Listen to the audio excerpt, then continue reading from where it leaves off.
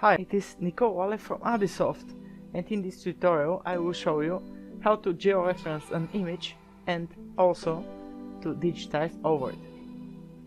First we set the snapping options, of course, in order to digitize later, and we go to raster Georeferencer. Click the original image. It can be in any image format, including JPEG and as well as PNG, TIFF and so on. The output format, however, will be GeoTIFF, always. We select the coordinate system and we start picking points. We need at least 3 points in order for the georeferencing to occur, but I will place more points, in this case 4.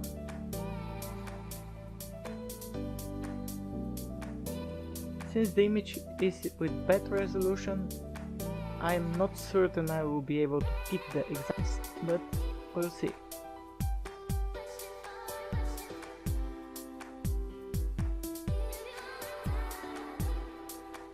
Look for points in all corners of the image. Ideally, you would place points in all 4 corners.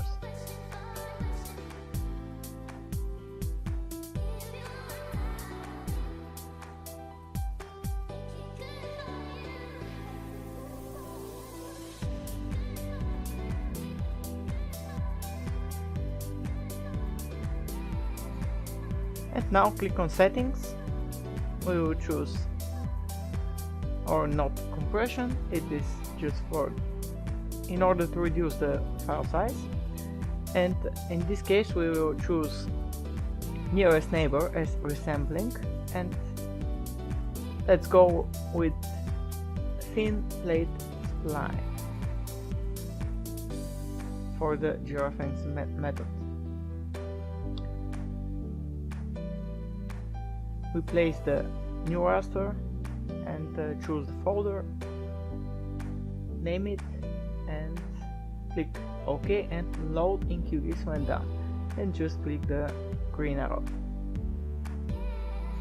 We select the coordinate system, of course, and we see the result.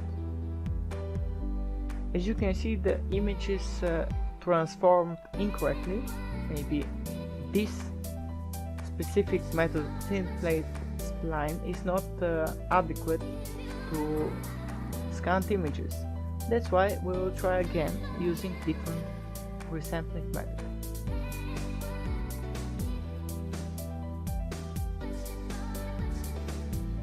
We go to Georeferencer again.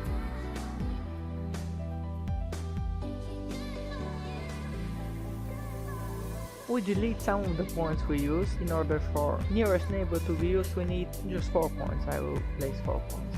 Okay.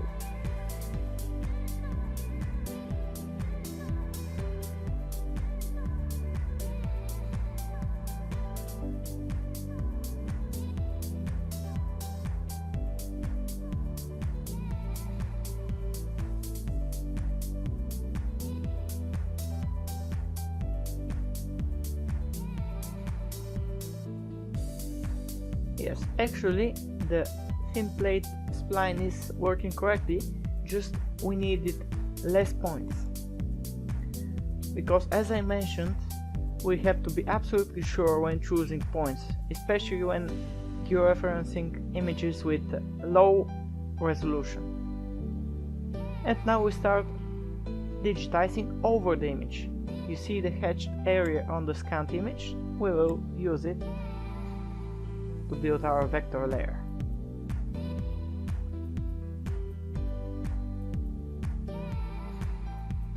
You can digitize manually or just copy features and reshape them later. Of course, I will add transparency to the above layer so that I can see where the hatched area on the image is. And it's very easy. It's very fun actually to digitize over a scanned image. It's like filling a book with illustrations.